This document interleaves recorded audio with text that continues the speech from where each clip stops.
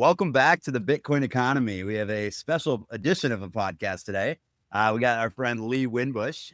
We have the markets closed today for Juneteenth. And so we thought, what else should we talk about besides Bitcoin Treasury companies? So we'll touch on that today.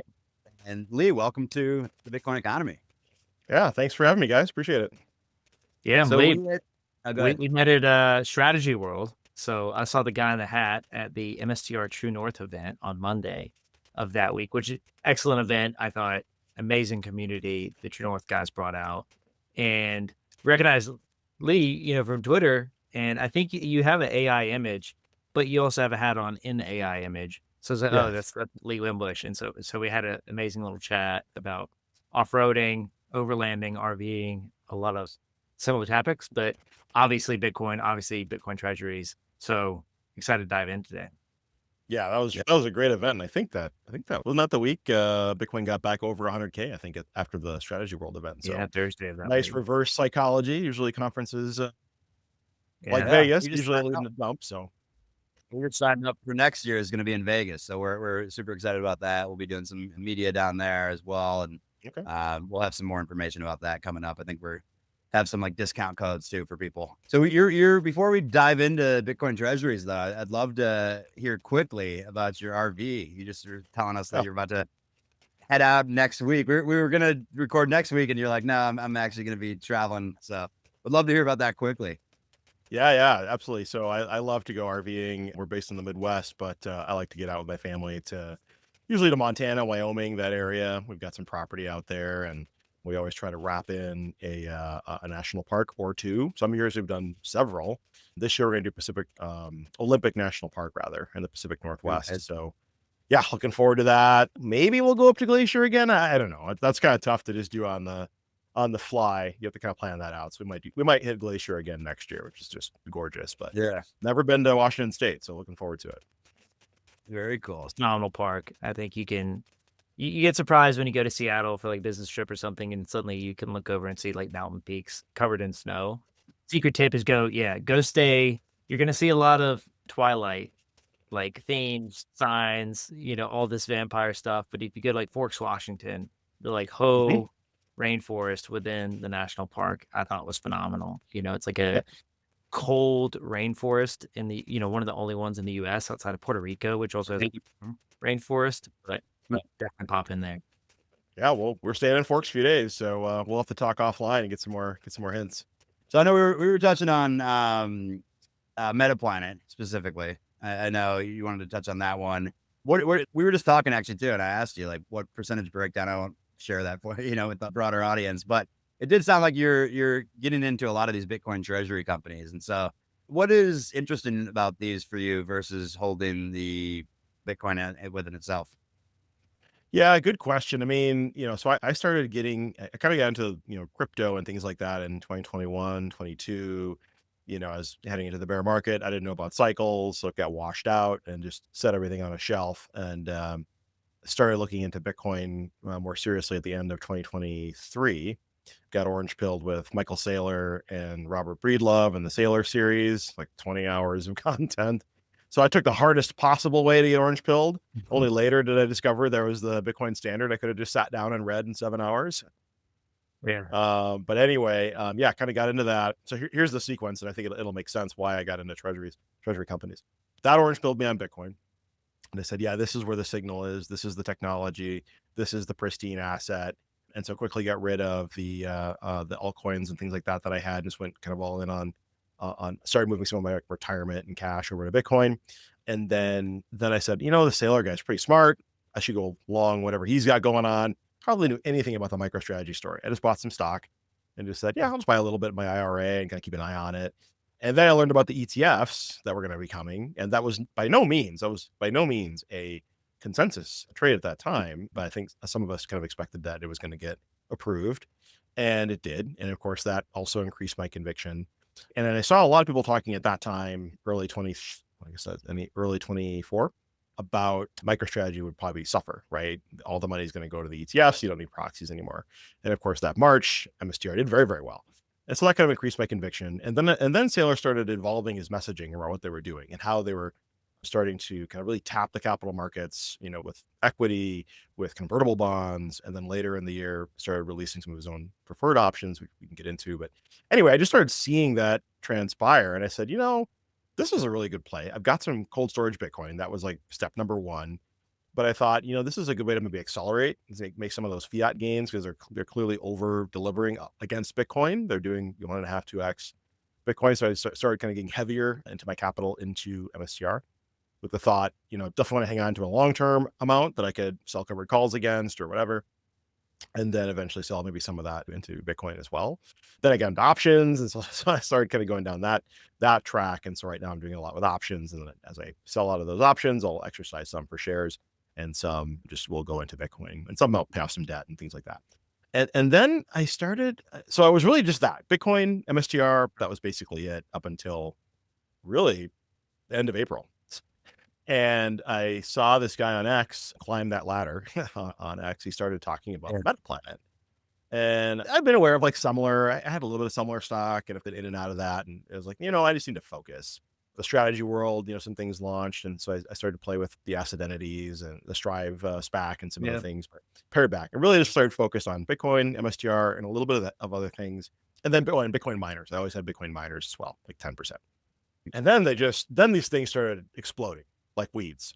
I think actually really strategy world, Bitcoin for corporations, and beginning of May really off. And then my attention started with Climb That Ladder talking about Metaplanet. I was like, okay, they've been doing this. Like I thought they were just doing a few hundred or a few thousand Bitcoin. And at that time, I don't know, maybe they were at 3, 4, or 5,000 Bitcoin. And I was like, oh, they've been on this. Like they've really been delivering and growing their Bitcoin per share. And so I started building a little bit of a position because they have a USOTC ticker, and I like $2.50 a share or something, $3 a share. And it's just like rockets. It's just been rocket ship through May. So I've been kind of scaling in further and further. Now it's like become like one of my largest positions, somewhat from scaling in and somewhat just organically it's been growing. And then now I'm seeing others like H100 and Moon and all. And so I'm having that same feeling I had a strategy world, which is like, okay. And Ben Workman actually made this comment on X a couple of days ago. I'm observing a lot of people kind of moving from being investors to being traders. So it's kind of like, all right, what am I? I thought I was an investor, and now I'm more of a trader. So, but yeah, that's been the journey. It's been very interesting. On that journey, how hard is it? What took you over the edge of, let's say moving, say, cold storage Bitcoin into investing in an equity, investing in something where you're like, okay, should these have a premium over their, just the Bitcoin holdings, the mNAV multiple, like what is that? And, now there's a lot more education on it. There's a strategy tracker. There's all these sites that dive into these metrics and have comparison, but it wasn't before. So you had to make this leap into say, hey, I'm going to invest in that. What was that like? Yeah. So first I would say maybe some people have made different choices. I don't sell my cold storage Bitcoin to invest in these assets. When I moved into, and I don't really want to talk about like my specific allocation, but when I made my first kind of large tranche buy in Bitcoin at the end of 2023, I still had other fiat assets, IRAs and brokerage accounts and things like that. And so, yeah, when I first moved into Bitcoin, put a little bit of MSTR, I still had like QQQ and S&P 500 and Apple and that kind of thing. And the spring of last year, I decided, nope, I'm going to go all in on only investing in either Bitcoin or Treasury companies. I mean, I even justify I have a little allocation to Tesla, but it's, they have Bitcoin, so they kind of qualify. Yeah. So only invested in companies that hold Bitcoin. And then that position, actually, I just, as a quick aside, I just started building that because Tesla started getting really beat down as Musk was contributing to the Trump administration, and he was starting to take a lot of flack. And I've kind of learned in being a Bitcoiner to be contrarian. And so when I saw his stock getting beat down into the 300s, I'm like, okay, I wanted Tesla before and it was just too expensive. And now I started buying and bought it all the way to the low 200s. And then I'm like, okay, enough shares. I'll start buying let's buy leaps. So I started buying Jan 2027 leaps, and those things went up like, I don't know, 100% or something. I finally sold those to put into Metaplanet. Anyway, but yeah, so I don't sell Bitcoin for that. I had other fiat capital, sold Apple, other things to go into MSTR.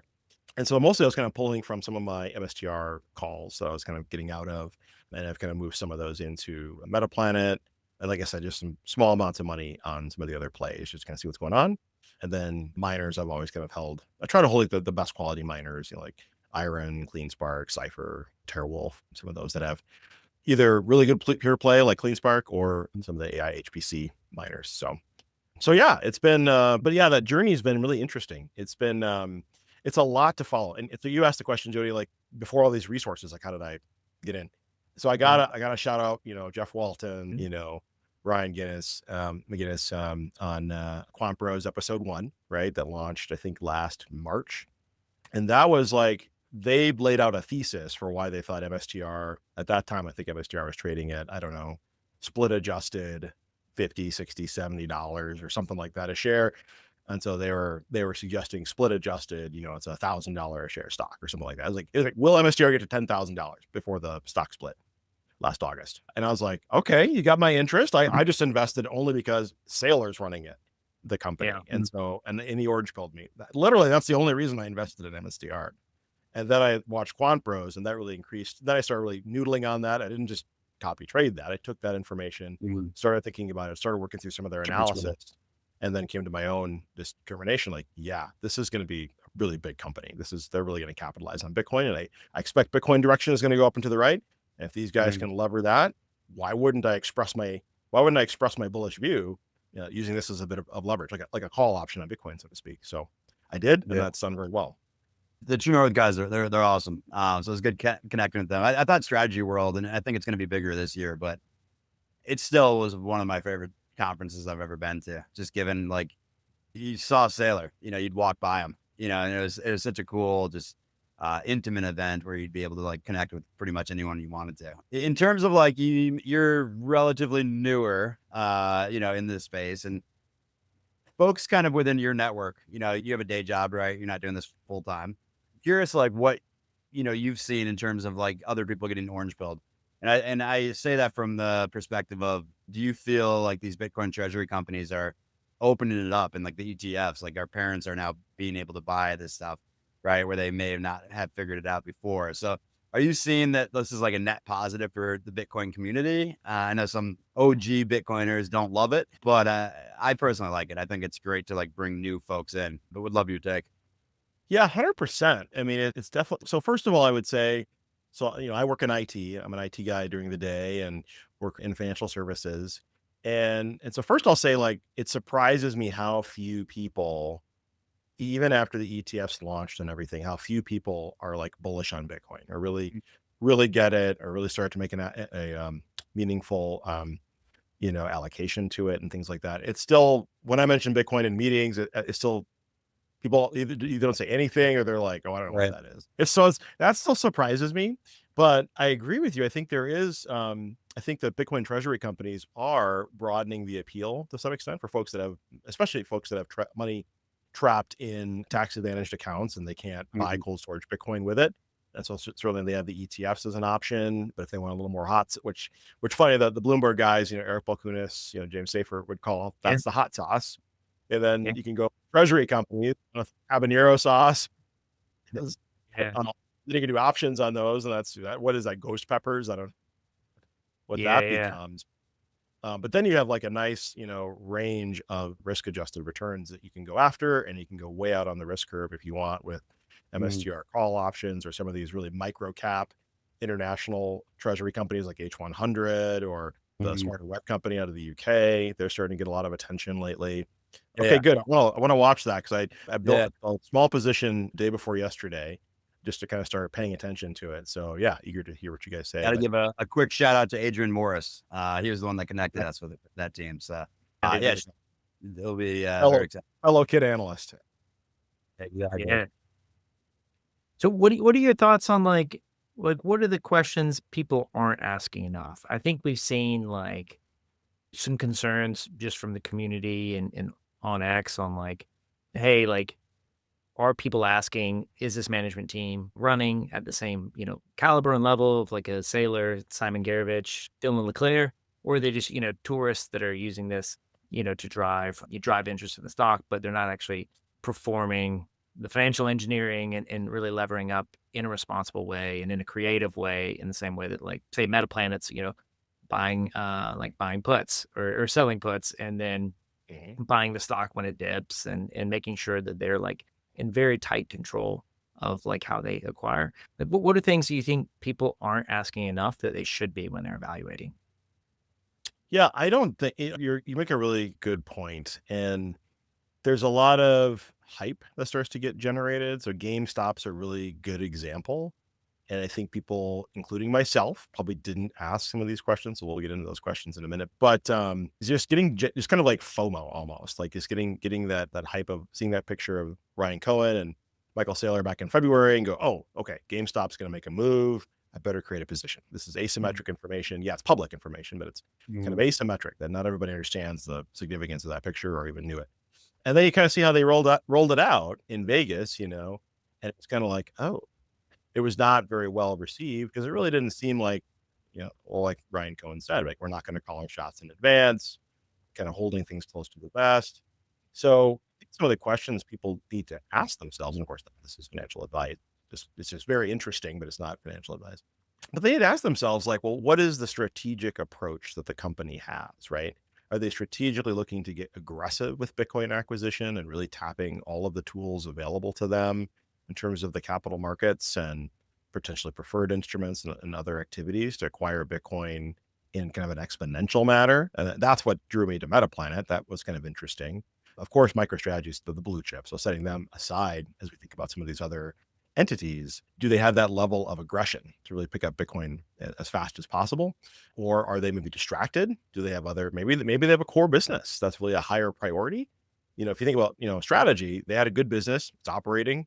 Saylor was able to move himself out of the CEO chair into that chairman chair and kind of focus on Bitcoin strategy exclusively and like let the business intelligence AI part of the business kind of run sort of on its own, and then really kind of put some horsepower and focus on Bitcoin to where that's like orders of magnitude larger than the rest of their business.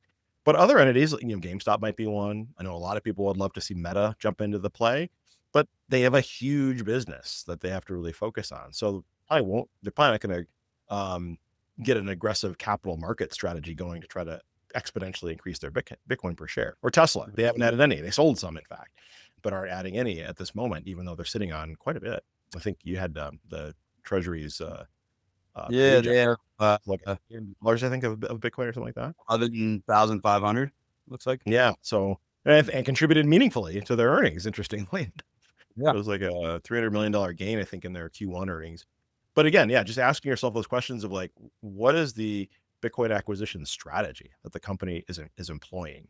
Is it aggressive or is it more, we'll just do it opportunistically? We'll add where it makes sense. When we have spare cash, we'll do it. Or are we aggressively going to the markets?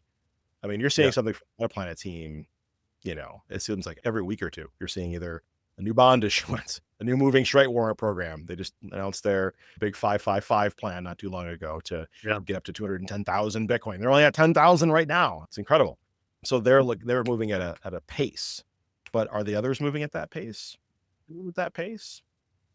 And Metaplanet has the ARB, with the taxes, because it's 50%, right? If they're selling straight Bitcoin, but for people that sell the stock, it's just capital gains, right? So much lower capital gains rate. And if you put in a NISA account, like we have our IRA type, Roth type accounts, then it's like no tax. Yeah. And that's what I did. I think it's still like up in the air. Someone had tweeted out and it like came off as FUD, about the tax implications because they are a foreign entity. So I don't know if they ever got to the bottom of that. I'm not going to play tax accountant at all here, but that is interesting. Yeah, there was this, sounds kind of like FUD. We'll have to kind of see how it shakes out, but there was some concern that they would fall under a PFIC. I'm trying to remember what that stands for, but like a passive foreign investment entity. And if so, there's like all these additional requirements for us as investors to have to follow. And Simon did come out, Simon Gerovich did come out with a post kind of saying, at a high level, just saying, we don't believe Metaplanet would be a PFIC and require those requirements, but on investors, but they're going to seek some more clarity, and we'll communicate as follows. And they've been really good. I mean, the Metaplanet team, again, not like advocating for them or anything, but they have done a really good job of being upfront and being very transparent, with their dashboard, with regular contacts on X. If people have questions on X, if people like Jim Chanos want to try to short them, and he says it's impossible to short, Simon will come out and say, do you want to borrow some shit? And so it's been fascinating to watch Simon and Jim Chanos, famous Yeah. short here, I going think back and forth. Sounds like they're working on it. in a different life, like come back as like just the contrarian bear as like who's the gold guy, Peter Schiff, Yeah. and then or like Jim Chanos, because like you're instantly like famous, everyone knows your name, and like you're the punching bag, but like I feel like Peter Schiff kind of takes it with a smile, like shows up to the events. Like most people don't do Yeah. that. Most people just block and walk away. So like Yeah. there is respect for him, like having, willing to take the other side of the bet and like talk about Yeah. it and, get on stage and defend yourself. That's definitely commendable. It's been The interesting. okay.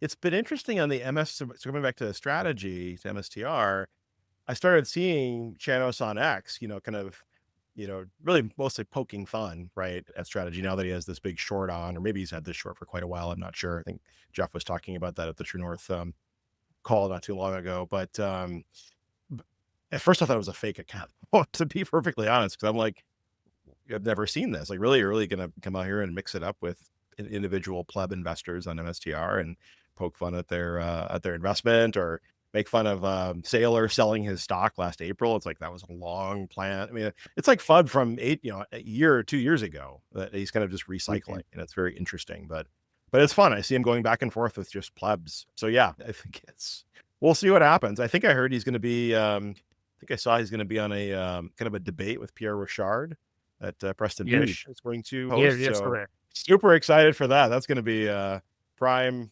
pay-per-view. That's pretty cool. Yeah.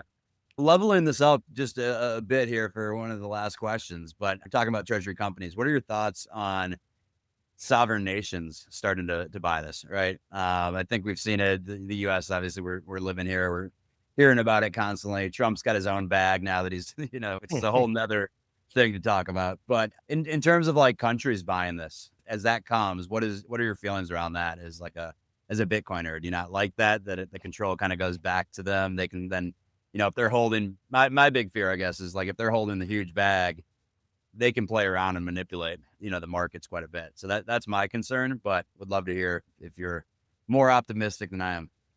Yeah. So my view is consistent. I was just chatting with somebody at another podcast, and we had a similar conversation. And my sense is, here's the thing. It's really inevitable. It's like a rational thought, right? If Bitcoin really is pristine capital, it's the perfect money, right? It's a perfect place to store all of my energy. That's not going to have the leakage of fiat currency of what they say is 2 to 3%. Really, it's like 7 to 10% a year. Instead, I'm going to have this, 50, 60 CAGR asset to store my energy as an individual, right? Which is how Bitcoin started. Well, why wouldn't I want that as a company? Why wouldn't I want that as a nation? Why wouldn't I want that as a church? Why wouldn't I want that as a nonprofit? Like, why would any entity not want to store their energy in a pristine, digital capital asset? So I think, first of all, it's inevitable and it's rational. I think that's the first thing to make really clear. Am I worried about it? No. The more participants to the Bitcoin network that there are, the stronger the network gets. I mean, just because, what does BlackRock have now, right? Like 660,000 Bitcoin or whatever they hold on behalf of their customers. But I mean, can he, change the code in this way or that? Can Larry Fink go and raise the cap from 21 million to 42 million? I'm not going to upgrade my node sitting over here to that code if that's what, BlackRock coin comes out. So they want to, the game theory is that they would be encouraged to strengthen the network, be a part of it, advocate for it, buy it, support the mining ecosystem. So I think the more people that come in, the stronger the network gets. It's already anti-fragile. So I don't worry about who holds Bitcoin. Bitcoin's for enemies, right? So Russia, China could hold it. Obviously, El Salvador's taken a position. Bhutan's been mining actively for several years. Maybe the U.S. will get a strategic reserve truly going. We'll see, right? See if we can get the Bitcoin Act passed. I find it curious, just as an aside, I find it curious that the order of operations the administration chose is to do stable coins, which pretty much got out the gate. Sounds like last week. I think maybe the House has to take up one more revote on it before they can get it to Trump's desk, but that they were focused on stable coins first because they need demand for treasuries. So got it. Understand the selfish desire there. Then this market structure to make the crypto folks happy. And then Bitcoin's kind of last. And that's interesting because, I think that having digital capital for the nation is of paramount importance, but this is the order they chose. So Nope, I don't think it's a bad thing. I think it's, number one, inevitable and rational, and I think that it only strengthens the network. Yeah. So we're speaking with Andrew from Smarter Web Company, I believe on Monday of next week. What question do you have for him? What should we throw in there for you? So it's a good question, and I need to learn more about kind of their strategy and understand like how he's approaching it. But I think my question is similar to what I asked before. How aggressive do you plan to be with Bitcoin acquisition? Are you going to call your shots in advance? To what level will you be transparent with investors? I think that the Bitcoin Treasury companies that have done the best have been extremely transparent, right? They've put up dashboards. They're showing what they're doing. Yes, I know there's all the kerfuffle around MSTR, not doing proof of reserves. I don't think that's terribly important from my standpoint, but you have other options that do, right? So if that's really important to a person as an investor, they can choose Metaplanet and have their proof of reserve. So from a Smarter Web Company perspective, what's going to be their view on some of those things? So those are big questions I have, really around transparency and aggression, and to what extent will you kind of call those shots in advance? I mean, obviously they're not going to, okay, we're gonna sell this, we're gonna do sell shares here. No, I'm not talking about that, but just giving people a sense of like, hey, here's our plan for the next 6 months, 12 months, and then do you re-up that plan as you hit your goals, etc. Thank you for making our job easier on Monday. I appreciate it. Yeah. Now, anyone listening to this episode, if you guys have questions too, feel free to shoot us a DM and we'll make sure to ask them. But Lee, thank you so much for coming on. I appreciate you taking your time out of your day. I know you're packing up, getting ready for your road trip, but always a pleasure to connect, and sure we'll see you at some of these conferences coming up, man. Great to get online and see you guys after connecting in Orlando. That was awesome, and we'll definitely see you. I got my tickets as well for Bitcoin Strategy World Vegas, so I'll be out there. We're going to Bitcoin Asia in Hong Kong. Oh wow, if you're nice. gonna be doing, but okay, I'm not doing that one. I'm debating on Metaplanet has a annual shareholder meeting in Tokyo, and I've always kind of wanted to go to Japan, so I haven't decided. I'm thinking about it. We'll see. Yeah, let us know on that. Will do. Anyways, man, safe travels, and we'll be in touch. Yeah. All right. Big leap. Thanks, guys.